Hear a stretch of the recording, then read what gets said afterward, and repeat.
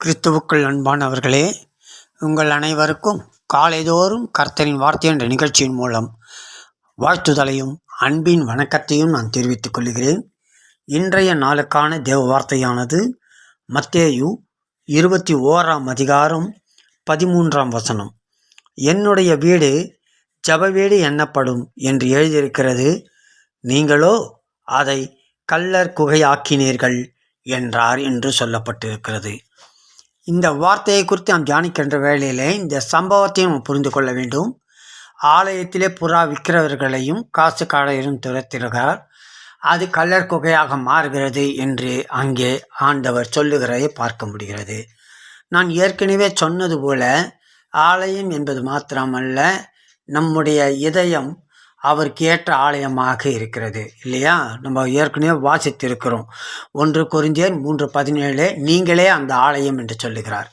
இந்த விதத்திலே பார்க்கும்போது நம் இதயம் எப்படியாக இருக்கிறது, நம் உள்ளங்கள் எவ்விதமாக இருக்கிறது? கள்ளர் குகையாக இருக்கிறதா அல்லது ஜெப வீடாய் காணப்படுகிறதா என்பதை நம்மை ஆராய்ந்து பார்க்க இந்த நாளிலே தேவன் நம்மை அழைத்திருக்கிறார் இல்லைங்களா? இந்த நாளிலே நம்ம அழைத்திருக்கிறார். 12ஆம் வசனத்தில் பார்க்குறோம், விற்கிறவர்களையும் கொள்ளுகிறவர்களையும் அவர் துரத்துகிறார். விற்கிறவங்களையும் அடிக்கிறாரு, அதை வாங்குறவங்களையும் தத்துறாரு இல்லையா? அதாவது நம்ம இப்போ உலக வாழ்க்கையில் பார்த்தீங்கன்னாக்கா லஞ்சம் கொடுப்பதும் தவறு, வாங்குவதும் தவறு, ரெண்டுமே குற்றம் இல்லையா? லஞ்சம் கொடுப்பதும் குற்றம், வாங்குவதும் குற்றம். அதுபோல் 2 பேருமே தவறு என்று 2 பேருமே அவர் துரத்துகிறார்.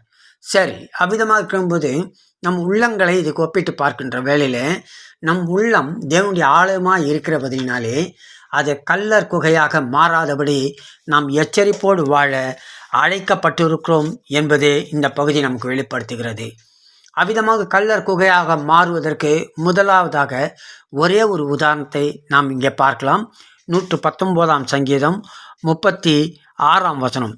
என் இருதயம் பொருளாசையை சாராமல் உமது சாட்சிகளை சாரும்படி செய்யும் என்று அங்கே குறிப்பிடப்படுகிறது.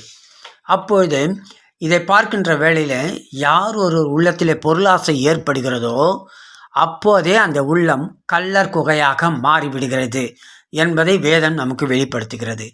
எனவே பொருளாசையை நாம் சார்ந்து வாழக்கூடாது.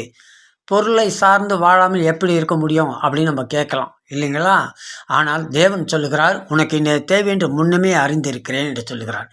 தேவைகளை தேவன் சந்திக்கிறபடினாலே நம் தேவைகளை அவரிடத்தில் கேட்கலாம். ஆனால் பொருள் ஆசைகளாக மாறக்கூடாது.